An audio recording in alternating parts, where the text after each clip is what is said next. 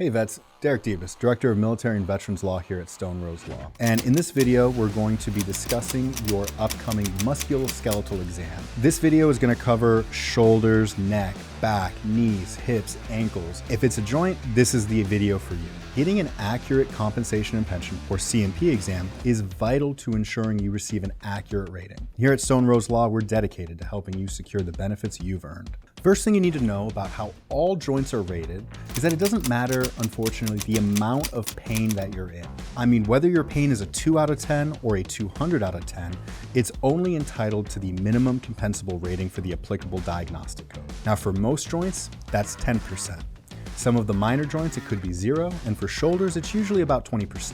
Now, pain is important to mention. It's important to mention the limitations that pain causes you, but it's important to note that the VA does not rate our joints based on the level of pain. So again, whether it's a 2 out of 10 or a 200 out of 10, it's the minimum compensable rating. I don't agree with that either, but unfortunately, I don't write the rating schedule, at least not yet. So how are joints rated? Joints are rated primarily based on the limitation of motion for that joint.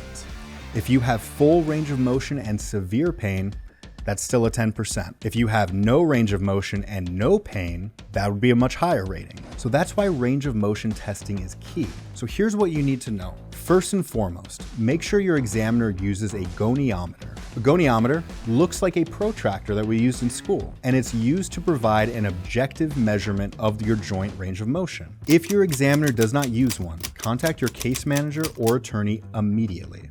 Next, know that your examiner should test your range of motion in a few different ways.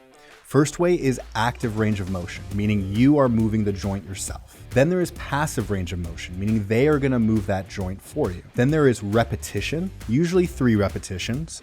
And lastly, they should assess or estimate your range of motion during a flare-up as well. Now folks, there is a lot of bad advice about how to do these exams out on the internet right now.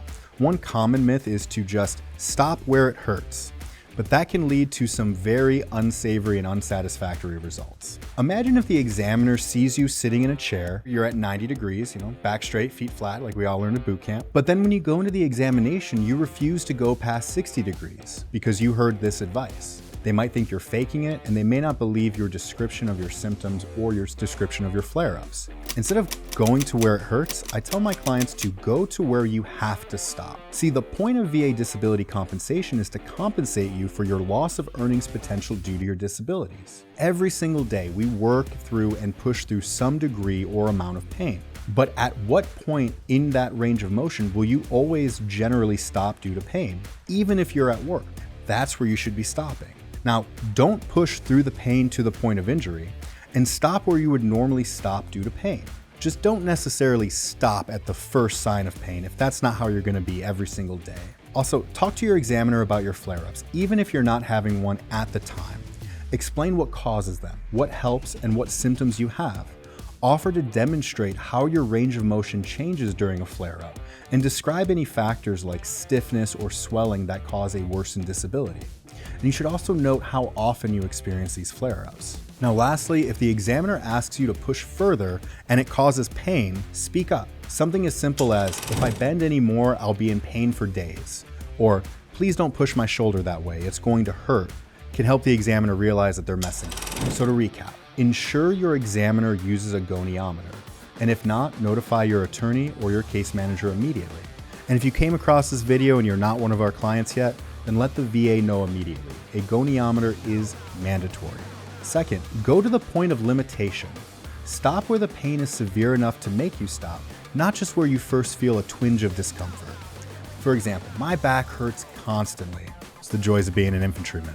But if I stopped moving at the point of pain, I wouldn't bend even a single inch forward. But there is a point where that pain markedly increases to the point where I don't bend past that under any circumstances. Next, we need to describe our flare-ups in detail and explain how they limit your range of motion. And we need to be consistent. Your exam begins the second you pull into the parking lot, and it ends when you're driving out of the parking lot. So be mindful of your behavior both inside and outside the exam room. If they see you hopping, skipping, and tap dancing to and from your car, but your demeanor inside that exam room is much different, they will absolutely note that. And keep in mind that if you take any pain medication, including Motrin, frequently, you may want to consult with your medical provider about the possibility of tapering off your pain meds to ensure you receive a fair evaluation.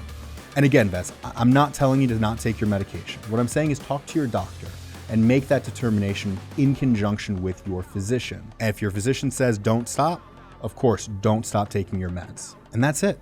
There's no magic formula for a perfect exam, but following these steps will help you get an accurate one. And if you have any other questions or concerns, don't hesitate to reach out to us at 480-498-8998. And if you're not one of our clients yet and want some more information, feel free to give us a call. We'd love to talk to you.